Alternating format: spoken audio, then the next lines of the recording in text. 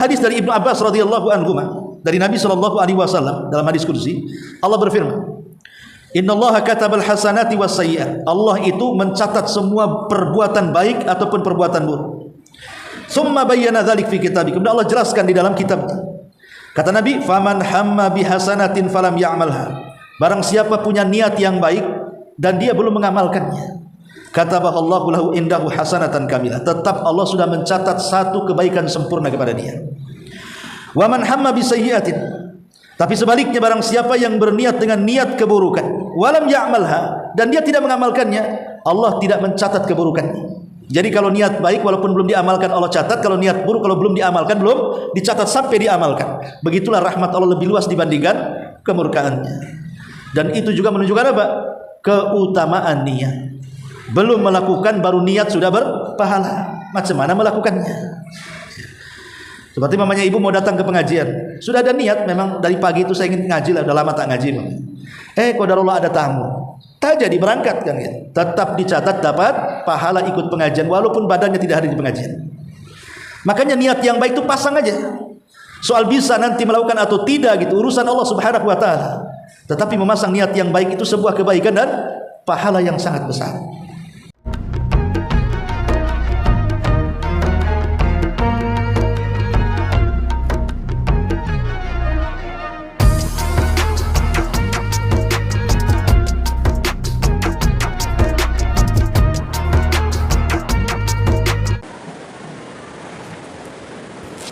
Baik, kita mulai. Bismillahirrahmanirrahim. Assalamualaikum warahmatullahi wabarakatuh. Alhamdulillah wassalatu wassalamu ala Rasulillah wa ala alihi wa sahbihi wa mawalah wa la hawla wa la quwata illa billahi wa ba'd. Baik, kita lanjutkan kajian kita. Masih membahas kitab 175 Jalan Menuju Surga. Dan kita masuk pada poin ketiga 2 dan halaman 82. Amalan sedikit dengan diiringi niat dapat menjadi kedudukan yang paling utama di sisi Allah Subhanahu wa taala. Kita baca hadisnya baru kita jelaskan. Di sini Rasulullah sallallahu alaihi wasallam bersabda, "Uhadditsukum haditsan fahfadhuhu. Qala ma naqasa malu 'abdin min shadaqatin. Wa la dhulima 'abdun madlamatan fa sabara 'alaiha illa zadahu Allahu 'izzan. Wa la fataha 'abdun baba mas'alatin illa fatahallahu alaihi baba faqrin aw kalimatan nahwaha. Wa uhaddithukum haditsan fahfadhuhu. Qala innamad dunya li arba'ati nafarin. Abdin razaqahu Allahu malan wa ilman fahuwa yattaqi fihi rabbahu wa yasilu fihi rahimahu wa ya'lamu lillahi fihi haqqa fahadha bi afdhalil manazili wa abdin razaqahu Allahu ilman wa lam yarzuqhu malan fahuwa sadiqun niyyati yaqul law anna li malan la amiltu bi amali fulani fahuwa bi niyyati fa ajruhu masawa wa abdin razaqahu Allahu malan wa lam yarzuqhu ilman fahuwa yahbitu fi malihi bi ghairi ilmin wa la yattaqi fihi rabbahu wa la yasilu fihi rahimahu wa la ya'lamu lillahi fihi haqqan fa hadha bi akhbathil manazili wa 'abdin lam yarzuqhu Allahu malan wa la ilman fa huwa yaqulu law anna li malan la 'amiltu fihi bi amali fulanin fa huwa bi niyyatihi fa wizruhu masawa'u. Aku ingin menghabarkan kepada kalian satu berita, maka jagalah beritaku ini. Sesungguhnya dunia ini, ini terjemahannya separuh. Saya ulangi, sungguhnya Nabi SAW bersabda, aku ingin menghabarkan kepada kalian sebuah kabar, maka jagalah kabar itu. Yang pertama, tidak mungkin berkurang harta seorang hamba dari sedekah. Yang kedua, tidaklah dizalimi seorang hamba dengan sebuah kezaliman, kemudian dia sabar dengan kezaliman itu, kecuali Allah akan menambah kemuliaan. Yang ketiga, dan tidaklah seorang hamba meminta-minta, kecuali Allah akan membukakan kepadanya pintu kefakiran, atau kalimat yang semisalnya. Kemudian Rasul mengatakan lagi, aku ingin menghabarkan kepada kalian satu kabar, maka peliharalah kabar itu. Sesungguhnya dunia hanya untuk 4 manusia. Satu, seorang hamba yang telah Allah berikan rizki berupa harta dan ilmu.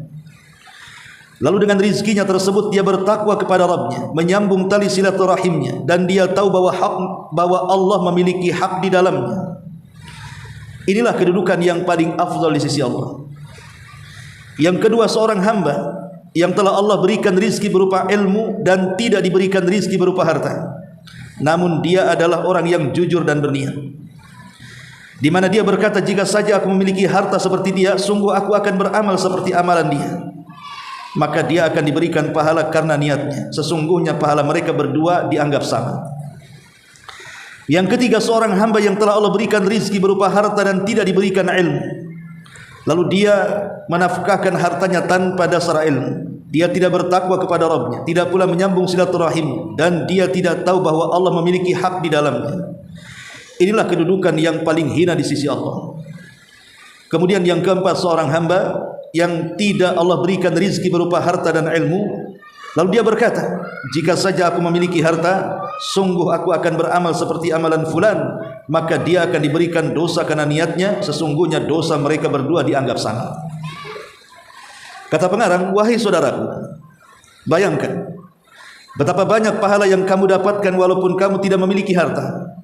Bahkan kamu hanya cukup jujur dalam berniat dan ikhlas dalam berucap, jika saja aku memiliki harta seperti yang dimiliki oleh fulan yang kaya itu, sungguh aku akan mengamalkan kebaikan seperti yang ia amalkan.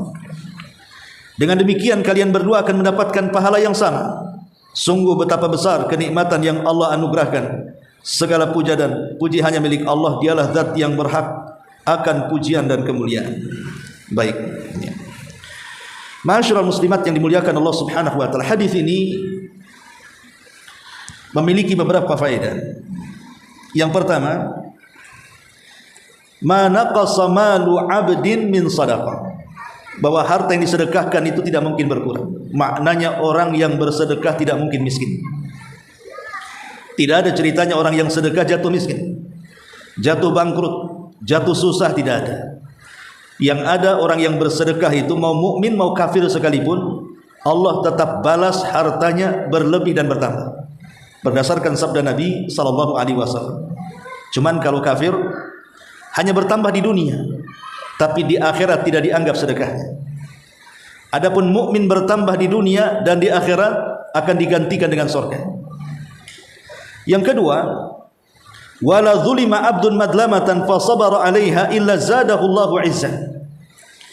Kalau ada seorang hamba dizalimi, pamannya ibu disakiti dengan tetangganya, mungkin dalam bentuk ucapan ghibah, dihina, dicaci, dimaki, dibuli dan yang semacamnya, atau disakiti dengan tangannya, dengan tubuhnya, dengan isyaratnya, tapi ibu sabar tidak mau membalas. Biarkan dia bicara, kita diam saja sabar, tidak akan membalas.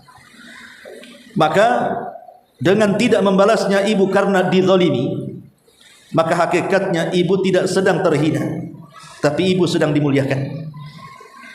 Karena ada orang yang mengatakan kalau ibu dicaci maki kemudian ibu diam, orang ngomong, kenapa kamu tidak membalasnya? Bukankah kamu disakiti? Nanti kesannya kamu direndahkan. Itu ucapan manusia mengatakan seperti itu. Tetapi di sisi Allah Subhanahu wa taala, dia sedang diangkat derajatnya. Dan ingat, kalau seandainya kita sampai membalas kezaliman dengan kezaliman, memang dalam Islam tidak ada masalah membalas dengan kezaliman orang yang melakukan kezaliman.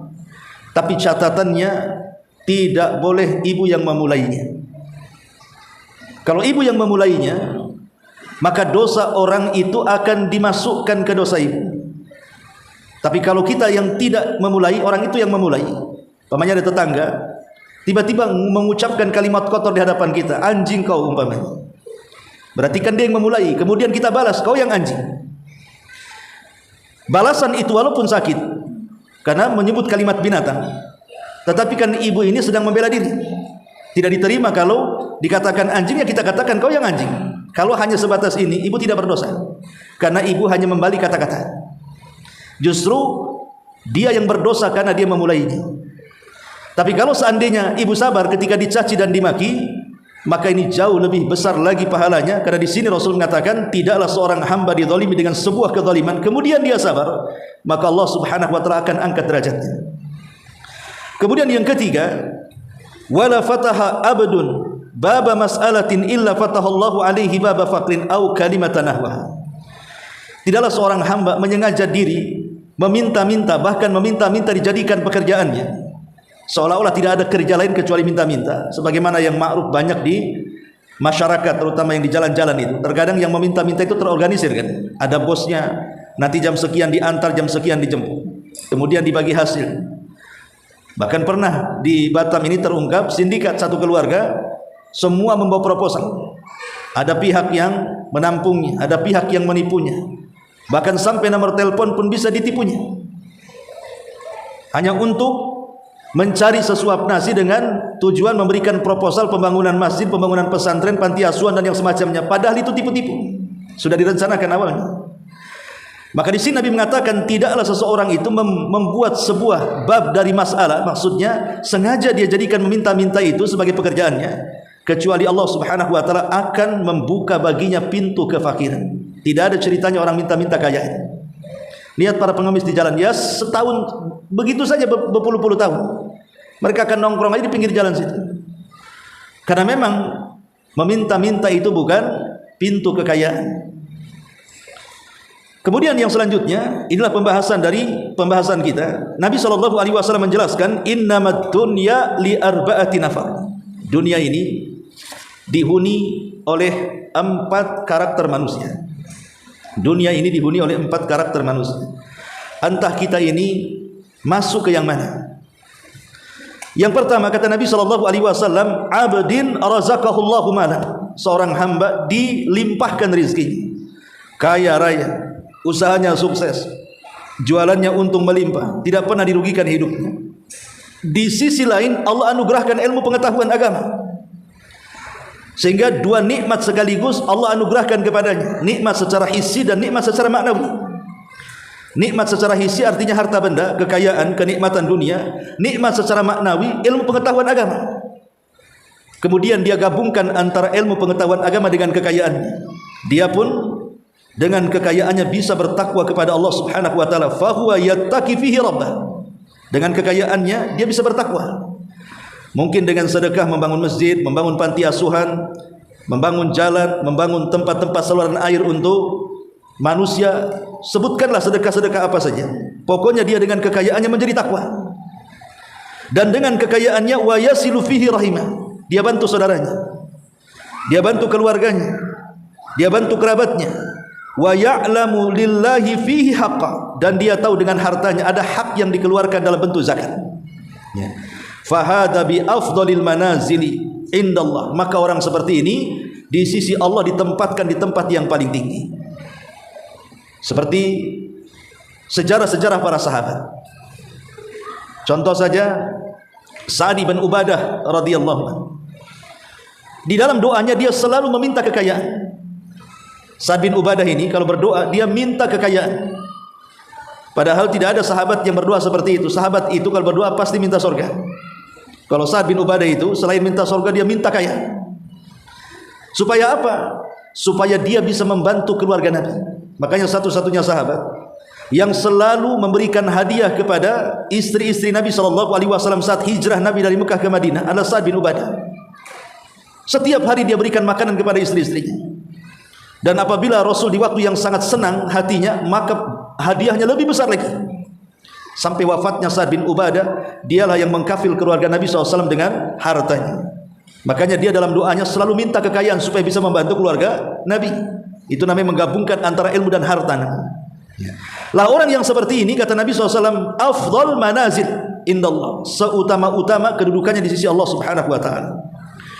Kemudian yang kedua, abdin razaqahu ilman wa lam yarzuqhu malan. Seorang hamba dianugerahkan banyak ilmu pengetahuan agama. Dia alim dengan ilmunya, dia tahu hukum-hukum dalam agama. Masalahnya walam yarzuqhu malan, dia tidak diberikan harta, dan ini yang banyak. Ya, ini yang banyak ustaz-ustaz kita itu hidupnya susah. Dia tidak kaya, tapi dia bisa berdakwah kemana-mana menyampaikan ilmu agama. Ya. Jadi ada orang itu diberikan ilmu pengetahuan agama luas, dia bisa berdakwah, dia mengajar manusia dengan lihainya, mengarahkan kepada agama. Masalahnya kehidupannya susah. Tidak seperti orang-orang yang di luar sana, yang tidak punya ilmu tapi banyak kekayaannya. Tetapi karena dia punya ilmu walaupun tidak punya harta, dia pun ingin mendapatkan pahala seperti orang pertama. Bagaimana caranya? Dia mendapatkan pahala seperti orang yang punya harta, sementara dia tidak punya harta, cuma punya pengetahuan agama saja. Maka mulailah dia memasang niat dalam hatinya. Apa niatnya? Dia pun mengatakan, kalau lau anna limalan la amiltu bi amali fulani. Coba sekiranya aku punya harta banyak kayak dia. Coba kalau sekiranya aku punya kekayaan sama dengan dia, di mana dia bisa membangun rumah, pesantren, yayasan dan macam-macamnya, sarana-sarana dakwah, sarana-sarana umum dengan kekayaannya. Coba aku yang di posisinya, aku pun akan melakukan hal yang sama. Ketika dia memasang niat seperti itu, walaupun dia tidak bersedekah, tapi dia ada niat sedekah karena melihat orang yang bersedekah, maka Rasul mengatakan fa ajruhu masawa'un indallah, maka antara orang yang nomor 2 dengan nomor pertama tadi di sisi Allah itu sama pahalanya. Padahal yang satu nyumbang dengan hartanya, yang satu nyumbang dengan niatnya. Tetapi karena niatnya sama, maka pahalanya juga disamakan di hadapan Allah Subhanahu wa taala. Walaupun tentu perlakuan manusia di dunia akan berbeda. Orang yang suka nyumbang pasti dipuji. Orang yang tidak nyumbang hanya pasang niat saja, ya paling siapa yang mau memuji dia? Enggak ada actionnya. Tapi di hadapan Allah, karena dia sudah meniatkan seperti itu, maka dianggap pahalanya sama dengan kelompok yang pertama. Inilah yang disebut dengan al-ghibtah namanya. Ghibtah itu hasad yang terpuji. Hasad itu kan ada dua. Ada hasad yang tercela, seperti orang yang berangan-angan kekayaan orang lain hilang, atau lebih parah, berangan-angan supaya kekayaan orang lain hilang dan berpindah kepada dia. Ini namanya hasad yang tercela. Tapi ada yang semacam hasad namanya ghibtah. Itulah hasad yang terpuji. Dia berangan-angan supaya ingin seperti dia, tapi tidak berangan-angan kekayaan dia hilang ataupun berpindah kepada dia. Hanya ingin seperti dia saja dengan niatnya itu. Itulah hasad yang terpuji.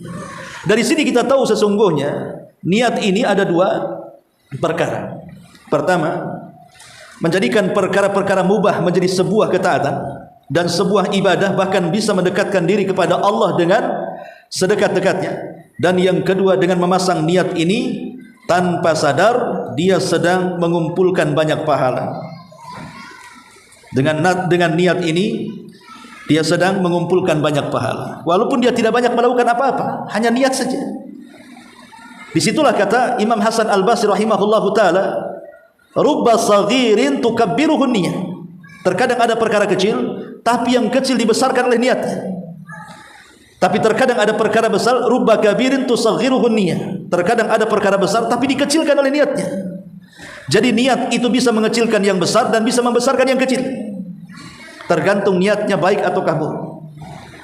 Ma'asyiral muslimat yang dimuliakan Allah Subhanahu wa taala. Kemudian kata Nabi SAW, kelompok yang ketiga, abdin razaqahullahu malan wa lam yarzuqhu ilma. Ada seorang hamba Allah anugerahkan banyak nikmat dari kekayaan, bisnisnya lancar jaya, usahanya buka cabang di mana-mana, uangnya tidak pernah kekurangan selamanya, kaya raya, rumahnya, tanahnya, kendaraannya, uangnya, tabungannya, pokoknya betul-betul dipenuhi Allah Subhanahu wa taala sebagaimana keinginan banyak manusia. Masalahnya orang ketiga ini tidak dianugerahi ilmu pengetahuan agama.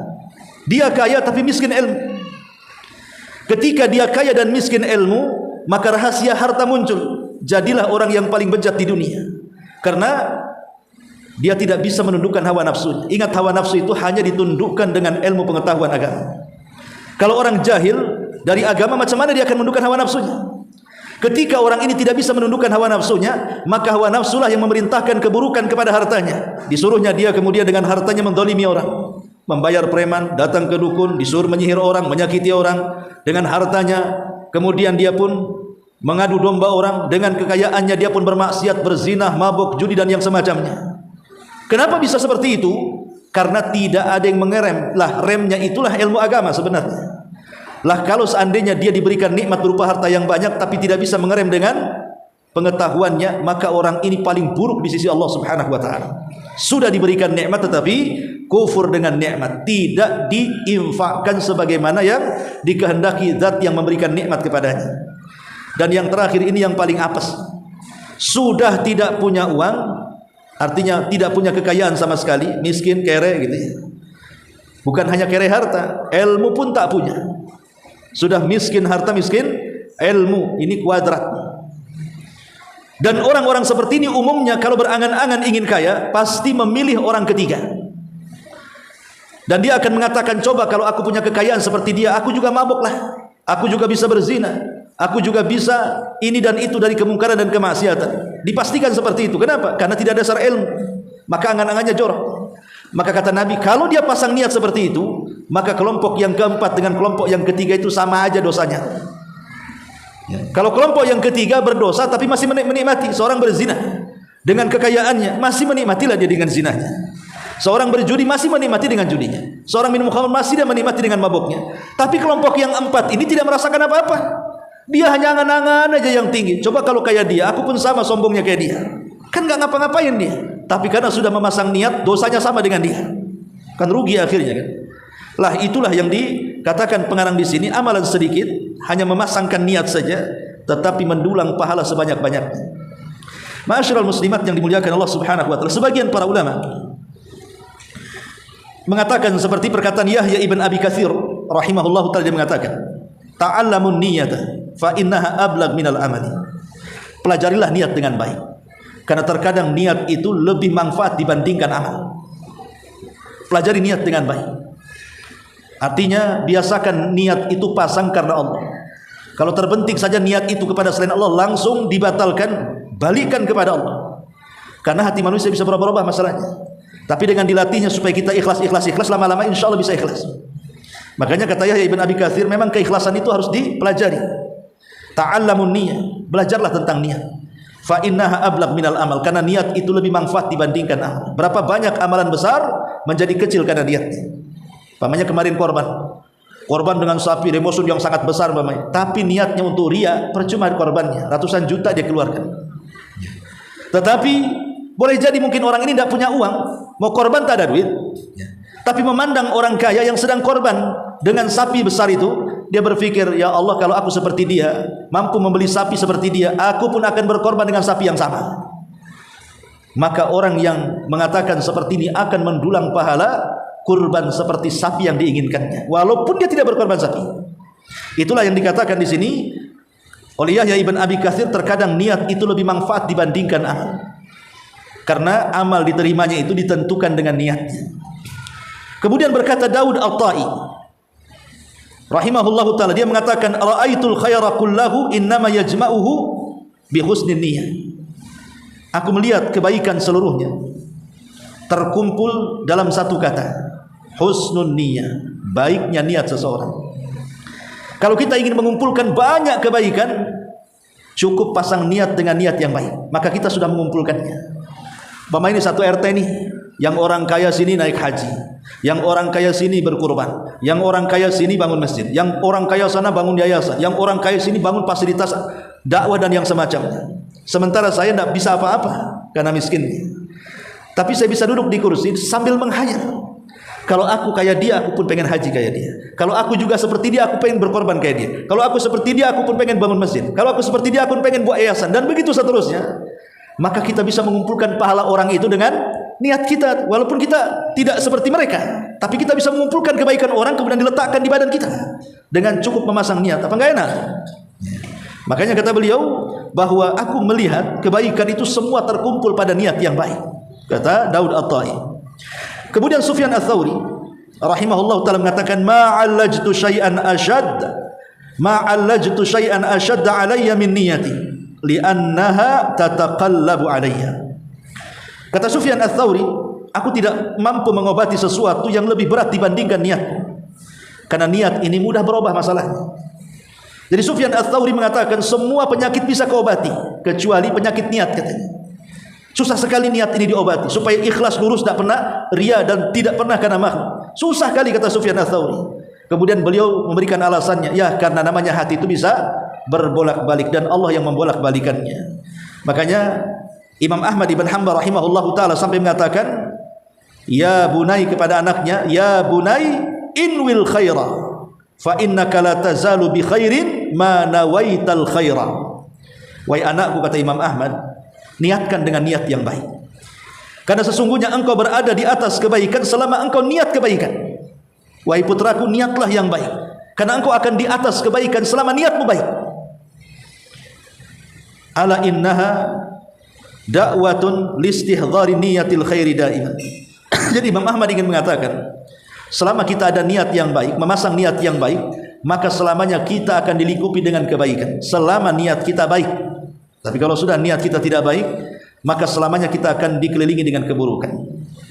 Kemudian juga dikatakan oleh ulama yang lainnya, seperti yang dikatakan al-Imam At-Tabari rahimahullahu taala, beliau mengatakan takhlisun niyati min fasadiha ashaddu 'alal 'amilina min tulil ijtihad.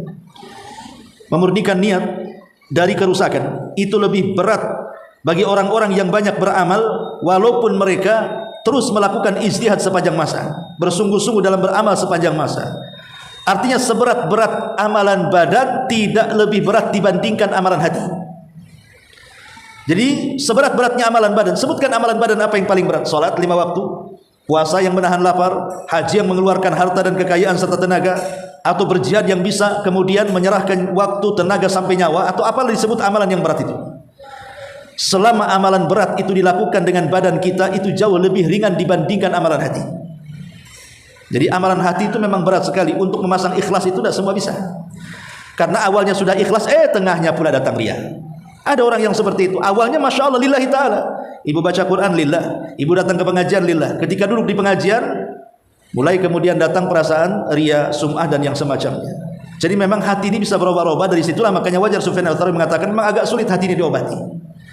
Mengobati hati, menjernihkan hati itu sulit sekali. Kalau menjernihkan badan, menjernihkan pakaian, menjernihkan peralatan-peralatan baik rumah tangga, kendaraan dan semacamnya, itu mudah. Mobil bawa ke karwas, sebentar saja sudah kinclong. Ibu beli sapu, alat pel, dipel aja 5 kali sehari sudah kinclong tuh, ya. Piring-piring yang kotor, sak kotor-kotornya saja, belilah sabun Sunlight, sebentar aja kita bisa ngaca di kaca tadi. Jadi kalau membersihkan hal-hal yang tampak itu mudah, lah membersihkan hati ini sulit. Macam mana caranya? Ibu minum Sunlight biar bersih hatinya, matilah berbusa tuh hatinya. Tidak bisa hati itu dibersihkan dengan sabun, dengan sampo dan yang semacamnya. Itu perlu dilatih hati biar bersih itu. Memang harus dilatih, tidak bisa. Seperti orang yang ingin belajar sedekah. Pada awalnya mikir-mikir sedekah besar itu, kecil dulu lah, mungkin 1.000, 2.000, tapi rutin. Lama-lama nanti akan merasakan lezatnya sedekah. Lama-lama dia tidak akan kepikiran lagi soal uang yang disedekahkan. Sama dengan orang yang latihan sholat sunnah, dipaksakan bangun tengah malam, memang awalnya berat, tapi kalau terus dirutinkan itu jadi ringan tuh.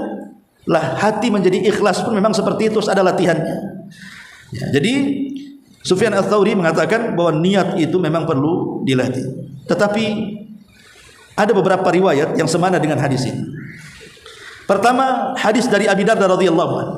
Nabi mengatakan, "Man ata firasyahu wa huwa yanwi an yakuma yusalli minal laili, faghalabathu 'ainahu hatta asbaha, kutiba lahu ma nawa, wa kana naumuhu shadaqah, wa kana naumuhu sadaqatan 'alaihi min rabbih."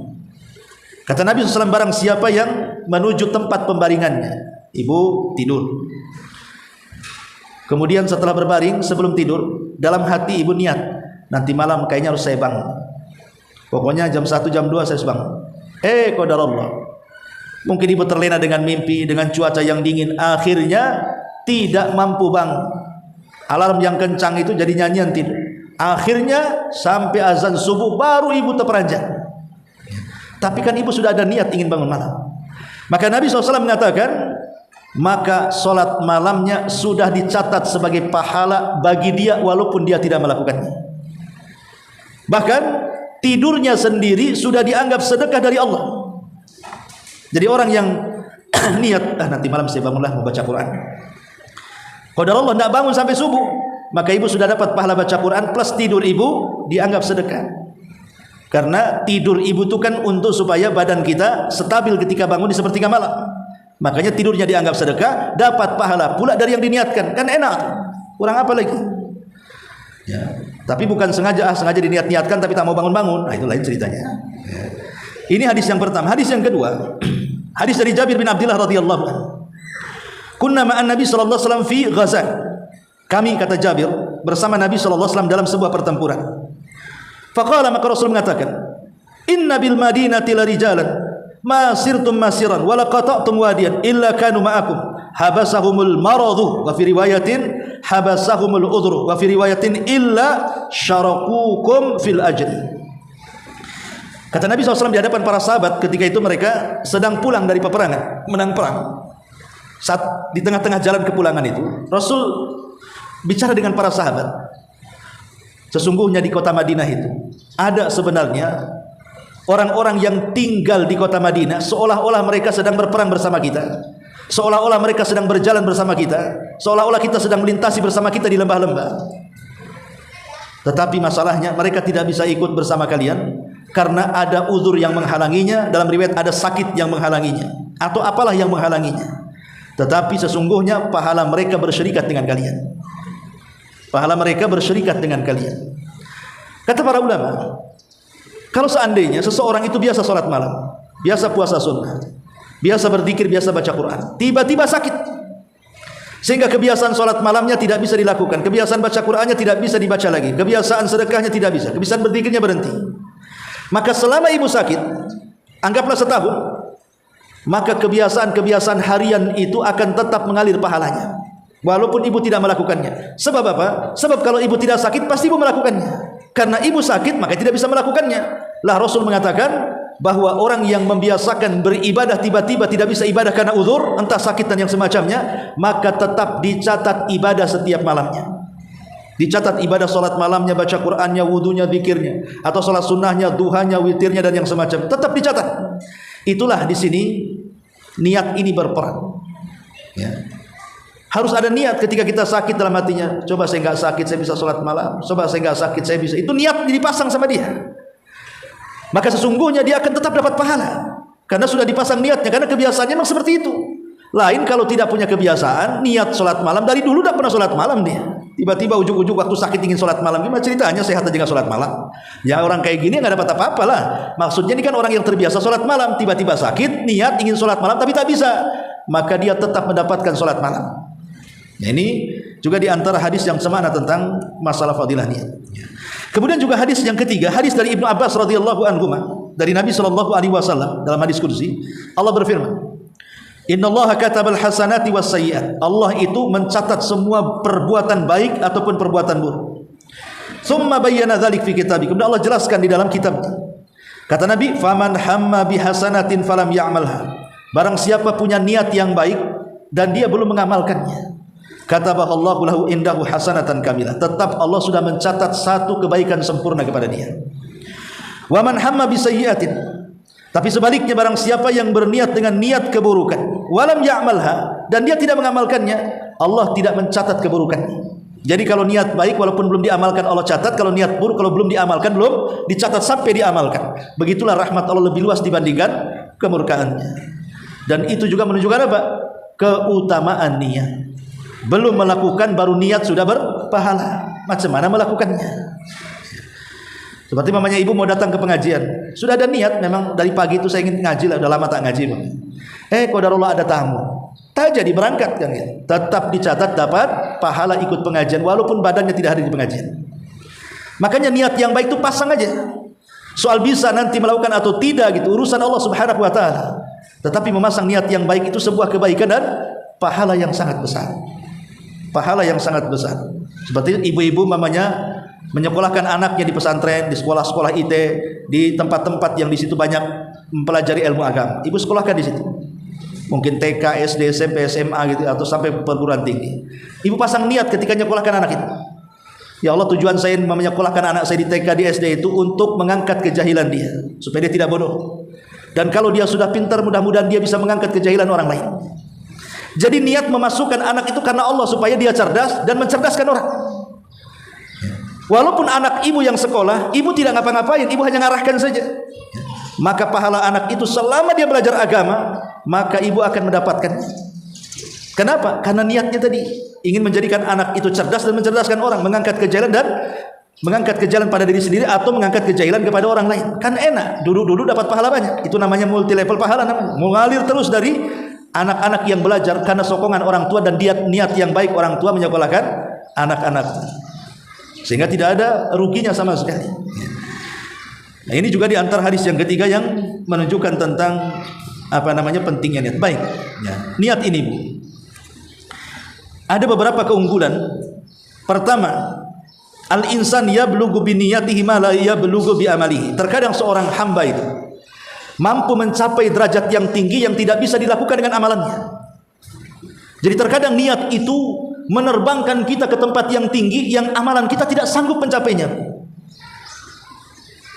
Ini berdasarkan hadis ini, hadis yang kita baca ini, di mana harta menjadi manfaat karena ada niat yang baik dari ilmu pengetahuan. Makanya dia mendapatkan kelompok pertama itu. Kenapa dia mendapatkan tempat yang paling tinggi coba di sisi Allah? Bukan karena hartanya, bukan. Karena kelompok yang ketiga pun punya harta, tapi masuk neraka. Kelompok yang pertama punya harta, tapi masuk surga dan dapat kedudukan yang paling tinggi pula di surga. Apakah karena hartanya? Bukan karena hartanya, tapi karena ilmunya. Ya, karena niat baiknya dengan harta itu dia harus sumbangkan kemana-mana sesuai dengan hajat dan kebutuhan dan jalan. Makanya kemudian dia menjadi melambung karena niatnya. Ma'asyiral muslimat yang dimuliakan Allah Subhanahu wa taala.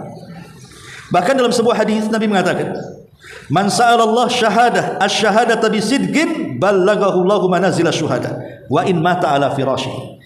Siapa yang meminta kepada Allah untuk mati syahid dengan kejujuran niatnya, maka Allah akan menyampaikan kedudukan syahidnya kepada dia walaupun tidak mati di pertempurannya, walaupun hanya mati di pembaringannya. Tapi sudah ada niat ingin mati syahid, tapi tak bisa perang, hanya ingin saja. Maka kalau dia mati di atas pembaringannya, tetap dia dihukumi mati syahid. Ini kan enak dengan niatnya seperti ini. Ini yang pertama. Kemudian yang kedua, bahwa ala qadrin nawaya takun ataya. Maka sesuai dengan niat kita kepada Allah Subhanahu wa taala, maka pemberian Allah Subhanahu wa taala pun disesuaikan dengan kadar niatnya. Jadi pemberian Allah kepada kita itu disesuaikan dengan kadar niatnya. Niatnya semakin baik, semakin besar pemberiannya. Kalau niatnya kecil, ya pemberiannya juga kecil. Jadi pemberian Allah itu sesuai dengan kadar niat. Ini yang kedua. Yang ketiga, an-niyatus salihatu tuftahu abwabul khairi wat taufiqu wal ma'unah. Bahwa niat yang baik bisa membuka, an-niyatu as-salihatu taftahu abwabal khairi wat taufiqi wal ma'unah. Jadi niat yang baik itu bisa membuka pintu-pintu kebaikan, pintu-pintu taufik dan pintu-pintu pertolongan Allah Subhanahu wa taala. Ya, siapa tahu ibu mungkin sekarang susah, tapi terus dalam hatinya, kapan ya Allah saya pengen haji, pengen umroh, pengen haji, pengen umroh. Sebenarnya ibu secara materi tidak, ini mungkin ibu nabung 100 tahun pun dengan kondisi ibu mungkin dalam pikirannya enggak mungkin juga bisa haji. Ya. Tetapi terus niat seperti itu. Apa-apa susah tapi saya pengen haji, pengen haji, pengen haji. Insya Allah terkadang Allah kabulkan keinginan kita. Walaupun mungkin secara logika sebenarnya tidak sanggup dia mengumpulkan biaya sebanyak itu. Karena memang begitulah terkadang niat ini bisa membuka pintu-pintu kebaikan tanpa sadar. Ya. Masyaallah muslimat yang dimuliakan Allah Azza wa Jalla. Kemudian yang keempat, sirru silahika fi salahi sirrika. Bahwa rahasia baiknya yang dohir dari badan kita itu ditentukan dari yang rahasia dalam badan kita. Jadi baik buruknya penampilan kita itu sebenarnya cerminan dari baik buruknya yang ada dalam badan kita itu. Kalau hati kita baik, secara otomatis penampilan baik. Kalau hati kita jahat, pasti penampilannya juga jahat. Ya. Jadi niat itu yang menentukan. Artinya perlunya seseorang itu memperbaharui niatnya. Ma'asyiral muslimat yang dimuliakan Allah Azza wa Jalla, dan yang terakhir tentunya niat ini bisa menjadikan orang celaka dan bisa menjadikan orang beruntung. Seperti dalam hadis yang kita baca. Orang ini tidak punya harta, tidak punya ilmu pengetahuan agama, tapi pasang niat jelek. Kalau saya seperti dia mabuk, saya pun pengen mabuk. Akhirnya dia tidak mabuk, tapi tercatat dosa mabuk. Yang satu mengatakan, aku pun kalau kayak dia pengen haji, tapi tak bisa haji. Walaupun dia tidak berangkat ke tanah suci untuk haji, tapi Allah sudah kasihkan di badannya pahala haji. Kan enak. Ya, jadi sebenarnya mencari pahala bagi orang yang berilmu itu mudah, dan mencari pahala bagi orang yang jahil itu kayak susahnya setengah mati. Padahal mengumpulkan pahala itu mudah bagi orang yang berilmu, ya, yang tahu caranya dan jalannya. Tapi kalau tidak tahu cara dan jalannya, ya susah mati dia mencari pahala macam mana caranya. Wallahu alam. Ini diantara keterangan poin ke-32 halaman 82. Baik, sampai di sini sebelum saya tutup. Kalau ada bertanya silakan.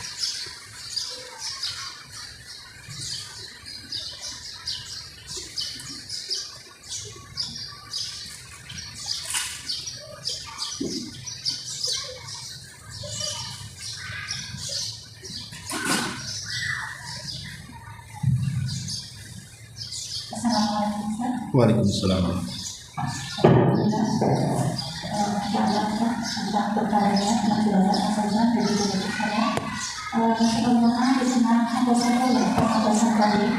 Ketika seseorang yang berniat tanpa sengaja mengumpulkan banyak pahala, yang salah satunya ketika dia melihat orang dia orang berinfak dan sebagainya. Terus gimana kita membedakan antara niat dan khayalan? Sebagaimana dikatakan, pemutus dari angan-angan itu adalah kematian. Untuk membedakannya gimana? Iya, alhamdulillah. Niat itu punya kesungguhan. Kalau angan-angan itu tidak ada kesungguhan. Umpamanya orang pengen sholat malam, memang dia bisa sholat malam, sehingga ada kesungguhan untuk bangun. Dengan cara apa? Pasang alarm, berwudu supaya tidak diganggu setan. Kemudian juga cari posisi tidur supaya tidak nyenyak dalam tidurnya, entah baring ke arah kanan, ke dekat jantung, biar kalau dengar suara langsung bangun. Itu kan ada kesungguhan dia. Itu namanya niat. Tapi kalau angan-angan itu dia nggak pernah sholat malam, entah malaikat kapan masuk di hatinya, melamun untuk kapan saya bisa sholat malam. Tapi tak mau pasang alarm, sengaja AC pun dipasang bukan 16, 10 dia pasang, kayak kutub ya. Nggak ada niat, memang sebenarnya dia nggak punya niat bangun, dia cuma menghayal aja kan begitu. Lah di situ sebenarnya lihat kepada ijtihad, sebenarnya kesungguhannya. Mana orang yang menghayal, mana orang yang melihat, itu dari kesungguhannya di situ. Makanya istilah para ulama itu dengan disebutkan sidqun niyah, jujur dalam niat. Dilihat kejujurannya karena ada kesungguhan dari niatnya. Wallahu a'lam. Baik, sampai di sini. Mudah-mudahan manfaatnya. Subhanallah, bihamdika, asyhadu an la ilaha